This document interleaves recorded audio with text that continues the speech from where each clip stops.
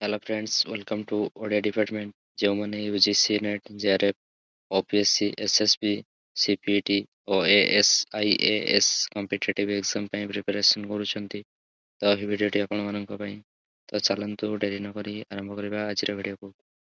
ପାଠ 2 ଓଡ଼ିଆ ଧ୍ୱନି ଓ ଶବ୍ଦ ଭଣ୍ଡାର। ଭାଷାର ମୌଳିକ ଏକକ ହେଉଛି ଧ୍ୱନି। ଫୁସ୍ଫୁସ୍ରୁ ନିର୍ଗତ ବାୟୁ ପ୍ରବାହ ବାଗଯନ୍ତ୍ରର ବିଭିନ୍ନ ସ୍ଥାନ ଯଥା ସ୍ୱରତନ୍ତ୍ରୀ, ସ୍ୱରଯନ୍ତ୍ରାବରଣ, ଜିହ୍ୱା, କଣ୍ଠ, ଦାନ୍ତ, ବଶ୍ଚ, ଅଷ୍ଟ ଇତ୍ୟାଦି ଦେଇ ଗତି କଲାବେଳେ ଯେଉଁ ଭିନ୍ନ ଭିନ୍ନ ଉଚ୍ଚାରଣ ସୃଷ୍ଟି ହୁଏ ତାହାକୁ ଧ୍ୱନି କୁହାଯାଏ। ଭାଷାରେ ସ୍ଥୂଳତଃ ଦୁଇ ପ୍ରକାର ଧ୍ୱନି ଦେଖିବାକୁ ମିଳେ। ଗୋଟିଏ ହେଲା ସ୍ୱରଧ୍ୱନି, ଅନ୍ୟଟି ହେଲା ବ୍ୟଞ୍ଜନ ଧ୍ୱନି।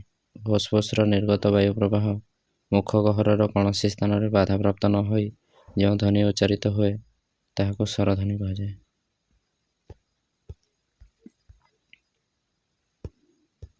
ଅପର ପକ୍ଷରେ ବାଧାପ୍ରାପ୍ତ ଜନିତ ଧ୍ୱନିକୁ ବ୍ୟଞ୍ଜନ ଧ୍ୱନି କୁହାଯାଏ। ଓଡ଼ିଆରେ ଓ ଠାରୁ ଓ ପର୍ଯ୍ୟନ୍ତ 11ଟି ବର୍ଣ୍ଣକୁ ସ୍ୱରଧ୍ୱନି କୁହାଯାଏ। ସ୍ୱରଧ୍ୱନି ଦୁଇ ପ୍ରକାରର ହୋଇଥାଏ। ଗୋଟିଏ ହେଲା ହ୍ରସ୍ୱ ସ୍ୱରଧ୍ୱନି ଓ ଇ ହର୍ଷୌ ରୁ ଏହି ଚାରୋଟିକୁ ହର୍ଷସ୍ୱର ସ୍ୱରଧ୍ୱନି କୁହାଯାଏ ଏବଂ ଦୀର୍ଘ ସ୍ୱରଧ୍ୱନି ଆ ଦୀର୍ଘ ଇ ଦୀର୍ଘ ଏ ଐ ଓ ଓ ଏହାକୁ ଦୀର୍ଘ ସ୍ୱରଧ୍ୱନି କୁହାଯାଏ। କ ଠାରୁ ଚନ୍ଦ୍ରବିନ୍ଦୁ ପର୍ଯ୍ୟନ୍ତ 39ଟି ବର୍ଣ୍ଣକୁ ବ୍ୟଞ୍ଜନ ଧ୍ୱନି କୁହାଯାଏ। ବ୍ୟଞ୍ଜନ ଧ୍ୱନି ଦୁଇ ପ୍ରକାରର ଯଥା ବର୍ଗ ବ୍ୟଞ୍ଜନ ଧ୍ୱନି ଏବଂ ଅବର୍ଗୀୟ ବ୍ୟଞ୍ଜନ ଧ୍ୱନି। କ ଠାରୁ ମ ପର୍ଯ୍ୟନ୍ତ 25ଟି ବର୍ଣ୍ଣକୁ ବର୍ଗୀୟ ବ୍ୟଞ୍ଜନ ଧ୍ୱନି କୁହାଯାଏ। ସେହିପରି ଜ ଠାରୁ ଚନ୍ଦ୍ରବିନ୍ଦୁ ପର୍ଯ୍ୟନ୍ତ 14ଟି ଅବର୍ଗୀୟ ବ୍ୟଞ୍ଜନ ରହିଛି। ତାଲବେଶ ମୂର୍ଧନ୍ୟ ଦନ୍ତ ସହ ଏହି ଚାରୋଟି ବର୍ଣ୍ଣକୁ ଊଷ୍ମ ବର୍ଣ୍ଣ କୁହାଯାଏ। କାରଣ ଏହି ବର୍ଣ୍ଣଗୁଡ଼ିକର ଉଚ୍ଚାରଣରେ ମୁଖରୁ ଅଧିକ ଉଷ୍ମତା ବାହାରିଥାଏ, ତେଣୁ ଏହାକୁ ଊଷ୍ମ ବର୍ଣ୍ଣ କୁହାଯାଏ। ପ୍ରତିବର୍ଗର ପଞ୍ଚମ ବର୍ଣ୍ଣ ଯଥା ମ, ଣ୍ୟ, ମୂର୍ଧନ, ନ, ମ ଏହି 5ଟି ବର୍ଣ୍ଣକୁ ଅନୁନାସିକ ବର୍ଣ୍ଣ କୁହାଯାଏ।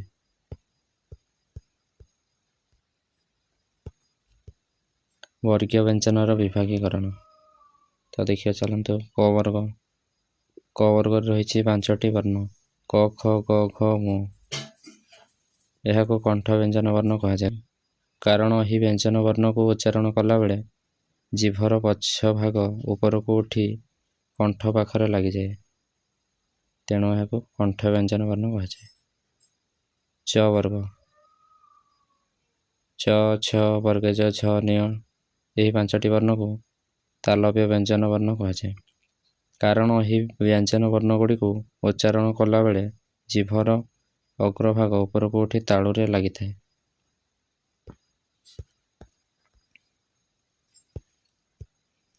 ଟ ବର୍ଗ। ଟ, ଠ, ଡ, ଢ ମୂର୍ଧନ ଏହାକୁ ମୂର୍ଧନ୍ୟ ବ୍ୟଞ୍ଜନ ବର୍ଣ୍ଣ କୁହାଯାଏ। କାରଣ ଏହି ବ୍ୟଞ୍ଜନ ବର୍ଣ୍ଣଗୁଡ଼ିକୁ ଉଚ୍ଚାରଣ କଲାବେଳେ ଜିଭର ଅଗ ଉପର ଧାଡ଼ିର ଦାନ୍ତ ମାଢ଼ି ଉପରକୁ ଥିବା କଠିନ ଜିଭରେ ଲାଗିଥାଏ। ସେହିପରି ତ ବର୍ଗରେ ତ, ଥ, ଦ, ଧ, ଦନ୍ତ ନ 5ଟି ବର୍ଣ୍ଣ ରହିଛି। ଏହାକୁ ଦନ୍ତ ବ୍ୟଞ୍ଜନ ବର୍ଣ୍ଣ କୁହାଯାଏ। କାରଣ ଏହି ବ୍ୟଞ୍ଜନ ବର୍ଣ୍ଣଗୁଡ଼ିକୁ ଉଚ୍ଚାରଣ କଲାବେଳେ ଜିଭର ଅଗ୍ର ଉପର ଧାଡ଼ି ଦାନ୍ତ ମୂଳରେ ଲାଗିଥାଏ। ପ ବର୍ଗ। ପ, ଫ, ବ, ଭ, ମ ଏହି 5ଟି ବର୍ଣ୍ଣକୁ ଅଷ୍ଟ ବ୍ୟଞ୍ଜନ ବର୍ଣ୍ଣ କୁହାଯାଏ। କାରଣ ଏହି ବ୍ୟଞ୍ଜନ ବର୍ଣ୍ଣଗୁଡ଼ିକ ଉଚ୍ଚାରଣ କଲାବେଳେ ଆମର ଅଷ୍ଟ 2ଟି ପରସ୍ପର ସହିତ ଲାଗିଥାଏ। ସେହିପରି ରହିଛି ଅବର୍ଗୀୟ ବ୍ୟଞ୍ଜନର ବିଭାଗୀକରଣ। ଚାଲନ୍ତୁ ଦେଖିବା। ସେହିପରି ଜ ଠାରୁ ଚନ୍ଦ୍ରବିନ୍ଦୁ ପର୍ଯ୍ୟନ୍ତ 14ଟି ଅବର୍ଗୀୟ ବ୍ୟଞ୍ଜନ ରହିଛି ଯଥା ବର୍ଗେଜ, ର, ଳ, ଉ, ତାଲବେଶ ମୂର୍ଧନ୍ୟ ଦନ୍ତ ସହ କ୍ଷୀୟ, ୟ, ଲ ଅନୁସାର ବିସର୍ଗ ଓ ଚନ୍ଦ୍ରବିନ୍ଦୁ ଏଗୁଡ଼ିକୁ ଅବର୍ଗୀୟ ବ୍ୟଞ୍ଜନ ବର୍ଣ୍ଣ କୁହାଯାଏ। ଭାଷା ବ୍ୟବହାରରେ ବହୁ ଧ୍ୱନିଗତ ଓ ଶବ୍ଦଗତ ବୈଚିତ୍ର୍ୟ ପରିଲକ୍ଷିତ ହୋଇଥାଏ। ସେହିପରି ଓଡ଼ିଆ ଶବ୍ଦ ଭଣ୍ଡାରକୁ ମୁଖ୍ୟତଃ 4 ଭାଗରେ ବିଭକ୍ତ କରାଯାଇଛି। ସେଗୁଡ଼ିକ ହେଲା ତତ୍ସମ ଶବ୍ଦ, ତଦ୍ଭବ ଶବ୍ଦ, ଦେଶଜ ଶବ୍ଦ ଓ ବୈଦେଶିକ ଶବ୍ଦ। ଏବେ ଚାଲନ୍ତୁ ଦେଖିବା ତତ୍ସମ ଶବ୍ଦ କାହାକୁ କୁହାଯାଏ। ତତ୍ସମ ଶବ୍ଦକୁ ସଂସ୍କୃତ ଶବ୍ଦ କୁହାଯାଏ। ଓଡ଼ିଆ ଭାଷାରେ ଅନେକ ସଂସ୍କୃତ ଶବ୍ଦ ଅବିକଳ ଭାବରେ ବ୍ୟବହାର କରାଯାଉଛି। ସେଗୁଡ଼ିକୁ ତତ୍ସମ ଶବ୍ଦ କୁହାଯାଏ। ତତ୍ସମର ଅର୍ଥ ହେଲା ତା ସହିତ ସମାନ ଅର୍ଥ ମୂଳ ଭାଷା ସଂସ୍କୃତ ସହିତ ସମାନ।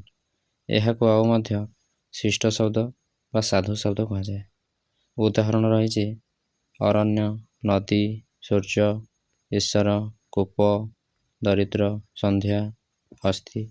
ଏଗୁଡ଼ିକୁ ସଂସ୍କୃତ ଶବ୍ଦ ବା ତତ୍ସମ ଶବ୍ଦ କୁହାଯାଏ। ତଦ୍ଭବ ଶବ୍ଦ ବା ସଂସ୍କୃତ ଜାତ ଶବ୍ଦ ବା ସଂସ୍କୃତରୁ ସୃଷ୍ଟି ହୋଇଥିବା ଶବ୍ଦକୁ ତଦ୍ଭବ ଶବ୍ଦ କୁହାଯାଏ। ଓଡ଼ିଆ ଭାଷାରେ ଅନେକ ସଂସ୍କୃତ ଶବ୍ଦ ରୂପାନ୍ତରିତ ହୋଇ ବ୍ୟବହୃତ ହେଉଛି। ଏଗୁଡ଼ିକ ସଂସ୍କୃତ ଭାଷାରୁ ସୃଷ୍ଟି ହୋଇଥିଲେ ମଧ୍ୟ ଏଗୁଡ଼ିକର ଉଚ୍ଚାରଣରେ ପରିବର୍ତ୍ତନ ଘଟିଛି। ଏଗୁଡ଼ିକ ମୂଳ ସଂସ୍କୃତ ଶବ୍ଦର ଅପଭ୍ରଂଶ ବା ରୂପାନ୍ତରିତ ଶବ୍ଦ। ଏହି ଶବ୍ଦଗୁଡ଼ିକୁ ତଦ୍ଭବ ଶବ୍ଦ କୁହାଯାଏ। ଉଦାହରଣ ରହିଛି ମୂର୍ତ୍ତିକାକୁ କ'ଣ କୁହାଯାଏ ତଦ୍ଭବରେ? ଓଡ଼ିଆ ଶବ୍ଦ ହେଉଛି ମାଟି। ମୂର୍ତ୍ତିକାକୁ ମାଟି କୁହାଯାଏ। ଘୃତକୁ ଘିଅ କୁହାଯାଏ। ହସ୍ତୀକୁ ହାତୀ କୁହାଯାଏ। ଅଷ୍ଟକୁ ଆଠ କୁହାଯାଏ। କାଷ୍ଠକୁ କାଠ କୁହାଯାଏ। ଗଭୀରକୁ କ'ଣ କୁହାଯାଏ? ଗହୀର। ସନ୍ଧ୍ୟାକୁ ସଞ୍ଜ କୁହାଯାଇଥାଏ। ସେହିପରି ଦେଶ ଶବ୍ଦ ବା ଦେଶୀୟ ଶବ୍ଦ ଯେଉଁ ରହିଛି ସେଗୁଡ଼ିକୁ ଦେଖିବା। ଆମ ଓଡ଼ିଆ ଭାଷାରେ ବ୍ୟବହୃତ କେତେକ ଶବ୍ଦ ମୂଳ ଭାଷା ସଂସ୍କୃତରୁ ରୂପାନ୍ତରିତ ନ ହୋଇ ଭିନ୍ନ ଅଞ୍ଚଳର ଓ ଜାତିର ଭାଷାରେ ବ୍ୟବହାର କରାଯାଉଛି।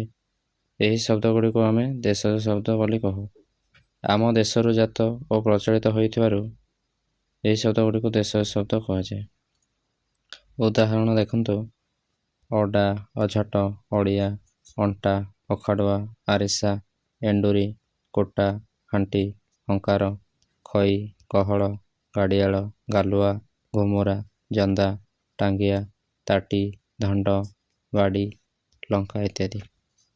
ସେହିପରି କିଛି ବୈଦେଶିକ ଶବ୍ଦ ବା ବିଦେଶୀ ଶବ୍ଦ। ବିଦେଶୀମାନେ ଆମ ଦେଶକୁ ଶାସନ କରୁଥିବା ସମୟରେ ସେମାନଙ୍କର ଭାଷା ଆମ ଦେଶ ଓ ରାଜ୍ୟମାନଙ୍କରେ ପ୍ରବେଶ କରି ଅଦ୍ୟାବଧି ପ୍ରଚଳିତ ହୋଇ ଆସୁଅଛି। ସେହିସବୁ ଭାଷାର ଶବ୍ଦକୁ ବୈଦେଶିକ ଶବ୍ଦ କୁହାଯାଏ। ତ ଏହାର କିଛି ଉଦାହରଣ ରହିଛି, ଚାଲନ୍ତୁ ଦେଖିବା। ଇଂରାଜୀ ଶବ୍ଦ। ଇଂରାଜୀ ଶବ୍ଦ ରହିଛି ଅଡ଼ିଟ୍, ଅଡ଼ିଟର, ଅର୍ଦ୍ଧଳି, engine, tyre, table, ticket, time, pipe, doctor, machine, motor, meter, canal.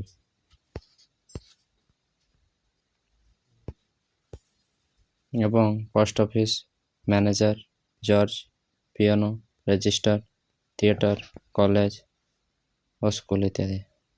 ସେହିପରି ଆରବୀ ଶବ୍ଦ ରହିଛି ଆଇନା, ଅମିନ, ଫିକର, ହାକିମ, ସହର, ସାହେବ, ସବାରୀ, ଜିଲ୍ଲା, ଜାରି, ଜିଦ୍, ଜବାନ, ତାରିଫ, ଜୁଲମ, ଜରିମାନା, ଦୋକାନ ଓ ଦୁନିଆ।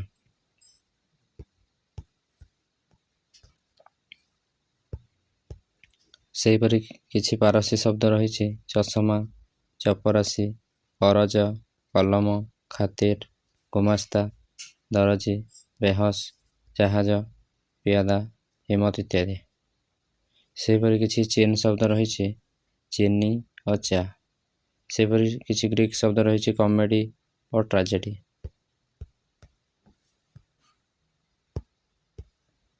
କିଛି ତୁର୍କୀ ଶବ୍ଦ ରହିଛି ତପ, ବନ୍ଧୁକ, ବାରୁଦ, କାବୁ, କୁଲି, ଚାକୁ ଓ ବେଗମ ଇତ୍ୟାଦି।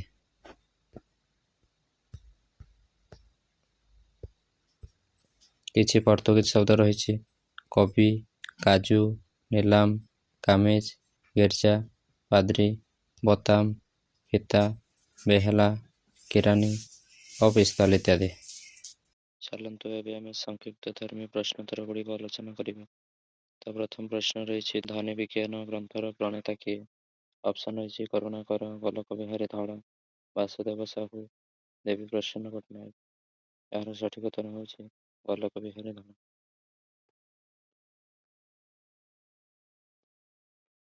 ପ୍ରଶ୍ନ ନମ୍ବର 2, କେଉଁଠି ଅଷ୍ଟଧ୍ୱନି?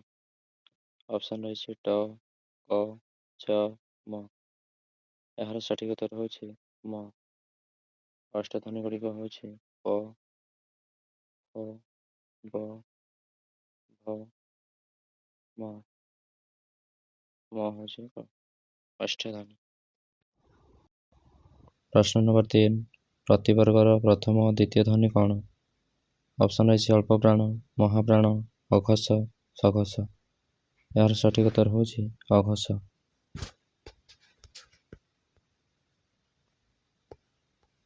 ପ୍ରଶ୍ନ ନମ୍ବର 4 କେଉଁଟି ନାସିକ ଧ୍ୱନି?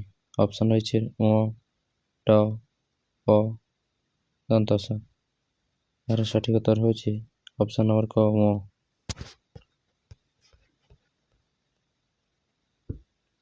ପ୍ରଶ୍ନ ନମ୍ବର 5 ଓଡ଼ିଆରେ ସଂଯୁକ୍ତ ସ୍ୱର ସଂଖ୍ୟା କେତେ? ଅପସନ୍ ରହିଛି 4, 3, 2, 1। ଏହାର ସଠିକ୍ ଉତ୍ତର ହେଉଛି 2। ପ୍ରଶ୍ନ ନମ୍ବର 6 ଔ କି ପ୍ରକାର ଧ୍ୱନି? ଅପସନ୍ ରହିଛି ମାନସ୍ୱର, ମୌଳିକ ସ୍ୱର, ସଂଯୁକ୍ତ ସ୍ୱର, ମୁକ୍ତ ସ୍ୱର। ଏହାର ସଠିକ୍ ଉତ୍ତର ହେଉଛି ଏହା ଏକ ସଂଯୁକ୍ତ ସ୍ୱର।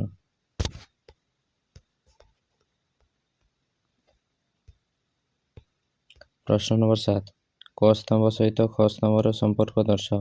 କ ସ୍ତମ୍ଭ, ଖ ସ୍ତମ୍ଭ। କ ହେଉଛି ମୂର୍ଧନ୍ୟ ମହାପ୍ରାଣ, ଡ ହେଉଛି ଅଘୋଷ ଅଳ୍ପପ୍ରାଣ, କ ହେଉଛି କଣ୍ଠ ମହାପ୍ରାଣ, ତ ହେଉଛି ଦନ୍ତ୍ୟ ଅଘୋଷ। ପ୍ରଶ୍ନ ନମ୍ବର 8 ବ୍ୟଞ୍ଜନ ଧ୍ୱନି ଲୋପର ସୃଷ୍ଟ ଶବ୍ଦଟି କ'ଣ? ଅପସନ୍ ରହିଛି ହାଡ଼, ଇସ୍କୁଲ, ମଶାଣି, ଭିତର। ଏହାର ସଠିକ୍ ଉତ୍ତର ହେଉଛି ମଶାଣି।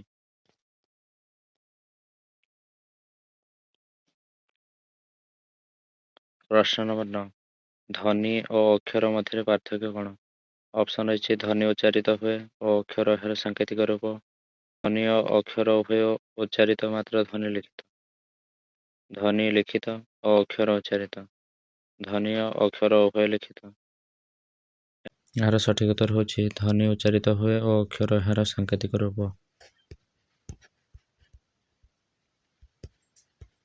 ପ୍ରଶ୍ନ ନମ୍ବର 10 ସାହସ ଶବ୍ଦ ଉଚ୍ଚାରଣରେ ସାହସ ହେଲାବେଳେ କ'ଣ ହୁଏ? ଅପସନ୍ ରହିଛି ସ୍ୱର ବିଷମୀ ଭବନ, ବ୍ୟଞ୍ଜନ ବିଷମୀ ଭବନ, ବ୍ୟଞ୍ଜନ ସମୀଭବନ, ସ୍ୱର ସମୀଭବନ। ଏହାର ସଠିକ୍ ଉତ୍ତର ହେଉଛି ସ୍ୱର ସମୀଭବନ। ପ୍ରଶ୍ନ ନମ୍ବର 11 ଭାଷାର ସର୍ବନିମ୍ନ ଏକକ କ'ଣ? ଅପସନ୍ ରହିଛି ଶବ୍ଦ, ବାକ୍ୟ, ଧ୍ୱନି, ବର୍ଣ୍ଣ। ଏହାର ସଠିକ୍ ଉତ୍ତର ହେଉଛି ଧ୍ୱନି। ପ୍ରଶ୍ନ ନମ୍ବର 12 ଛ ଓ ଫ ମଧ୍ୟରେ ସାମଞ୍ଜସ୍ୟ କ'ଣ? ଅପସନ୍ ରହିଛି ଉଭୟ ଅଳ୍ପ ପ୍ରାଣ, ଉଭୟ ମହାପ୍ରାଣ, ଉଭୟ ଅଘୋଷ, ଉଭୟ ତାଲବ୍ୟ। ଏହାର ସଠିକ୍ ଉତ୍ତର ହେଉଛି ଉଭୟ ଅଘୋଷ। ପ୍ରଶ୍ନ ନମ୍ବର 13 କ ସ୍ତମ୍ଭ ଓ ଖ ସ୍ତମ୍ଭର ସମ୍ପର୍କ ନିରୂପଣ କର। ଲୋପ, ସ୍ୱର୍ଣ୍ଣ, ଆଗମ, ଇଷ୍ଟସନ, ସମୀଭବନ, ଉପକାର, ମହାପ୍ରାଣୀ ଭବନ, ଖାସ।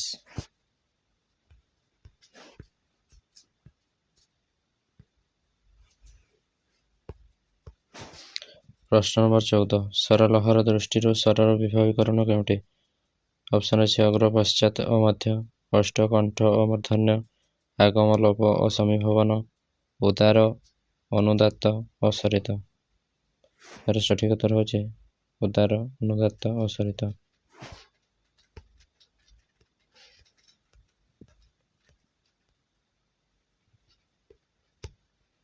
ପ୍ରଶ୍ନ ନମ୍ବର 15 ଓଡ଼ିଆରେ ଶୁଦ୍ଧ ସ୍ୱର ବା ମୌଳିକ ସ୍ୱର କେତୋଟି? ଅପସନ୍ ଅଛି 5, 6, 8, 11। ଏହାର ସଠିକ୍ ଉତ୍ତର ହେଉଛି ଅପସନ୍ ନମ୍ବର କ 6।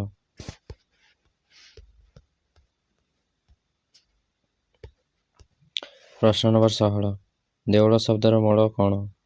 ଅପସନ୍ ଅଛି ଦେବକୁଳ, ଦେବାଳୟ, ଦେବଗୃହ, ଦେବପୁର। ଏହାର ସଠିକ୍ ଉତ୍ତର ହେଉଛି ଦେବକୁଳ। ପ୍ରଶ୍ନ ନମ୍ବର 17 ଓଡ଼ିଆ ଶବ୍ଦ ବ୍ୟୁତ୍ପତ୍ତି ବିଜ୍ଞାନ ବହିର ଲେଖକ କିଏ? ଅପସନ୍ ଅଛି ବିଜୟ ପ୍ରସାଦ ମହାପାତ୍ର, ଖଗେଶ୍ୱର ମହାପାତ୍ର, ବାସୁଦେବ ସାହୁ, ପଞ୍ଚାନନ ମହାନ୍ତି। ଏହାର ସଠିକ୍ ଉତ୍ତର ହେଉଛି ବାସୁଦେବ ସାହୁ। ପ୍ରଶ୍ନ ନମ୍ବର 18 ଓଡ଼ିଆ ଶବ୍ଦ ଭଣ୍ଡାର ମୁଖ୍ୟତଃ କେତେ ପ୍ରକାରର? ଅପସନ୍ ଅଛି 1, 2, 3, 4। ଏହାର ସଠିକ୍ ଉତ୍ତର ହେଉଛି ଅପସନ୍ ନମ୍ବର 4। ପ୍ରଶ୍ନ ନମ୍ବର 19 ଓଡ଼ିଆ ଭାଷାରେ ପ୍ରଚଳିତ କାଞ୍ଜିଆ ହୁଦା ଶବ୍ଦର ମୂଳ କେଉଁ ଭାଷାରେ ପ୍ରଚଳିତ? ଅପସନ୍ ଅଛି ପର୍ତ୍ତୁଗୀଜ, ଇଂରାଜୀ, ତେଲୁଗୁ, ବଙ୍ଗଳା। ଏହାର ସଠିକ୍ ଉତ୍ତର ହେଉଛି ଇଂରାଜୀ। ସଠିକ୍ ଉତ୍ତର ହେଉଛି ଇଂରାଜୀ।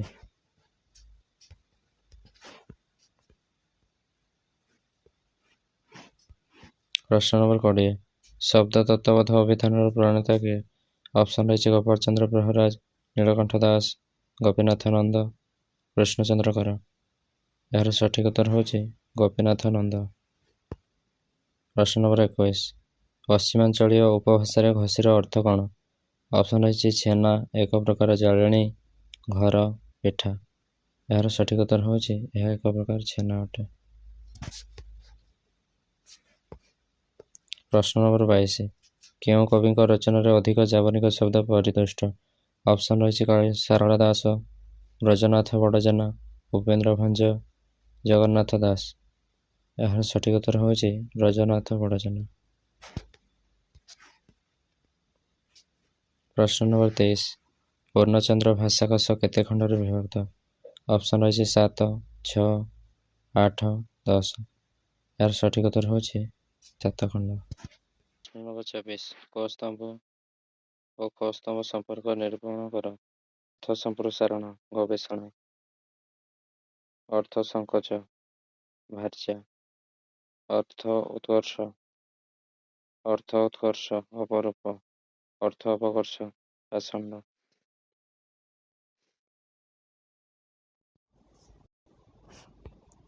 ପ୍ରଶ୍ନ ନମ୍ବର 25 ଇଂରେଜ ଶବ୍ଦର ସୃଷ୍ଟି କେଉଁ ଭାଷାରୁ? ଅପସନ୍ ରହିଛି ଫରାସୀ, ପାରସିକ, ଇଂଲିଶ, ପର୍ତ୍ତୁଗୀଜ।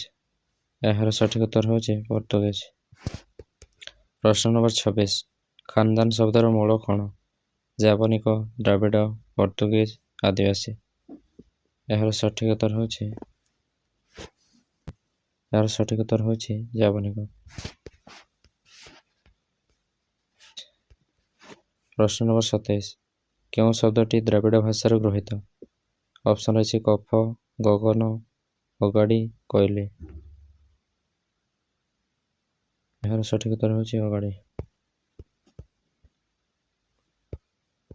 ପ୍ରଶ୍ନ ନମ୍ବର 28 ସଂସ୍କୃତ ଗୁବାକ ଶବ୍ଦରୁ କେଉଁ ଶବ୍ଦର ସୃଷ୍ଟି? ଅପସନ୍ ରହିଛି ଗାୟକ, ଗବାକ୍ଷ, ପାନ, ଗୁଆ। ଏହାର ସଠିକ୍ ଉତ୍ତର ହେଉଛି ଗୁଆ।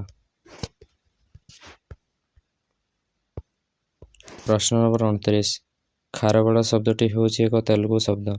ଏହାର ଅର୍ଥ କଳା ବର୍ଚ୍ଛା। ଏହା କେଉଁ ଭାଷାବିତ୍ଙ୍କ ମତ? ଅପସନ୍ ରହିଛି କୁଞ୍ଜ ବିହାରୀ ତ୍ରିପାଠୀ, ସନିତ କୁମାର ଚାଟାର୍ଜୀ, ବିଜୟ ଚନ୍ଦ୍ର ମଜୁମଦାର, ଜର୍ଜ ଗ୍ରିୟର୍ସନ। ଏହାର ସଠିକ୍ ଉତ୍ତର ହେଉଛି ସନିତ କୁମାର ଚାଟାର୍ଜୀ।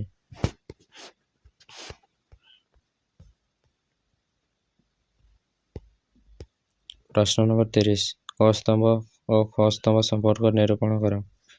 କୁମ୍ଭକାର, କୁମାର, ମାଲାୟାଲମ, ପାର୍ବତ୍ୟାଞ୍ଚଳ, ଆଲମାରୀ, ପର୍ତ୍ତୁଗୀଜ, କ୍ୟାମେରା, ଇଂରାଜୀ।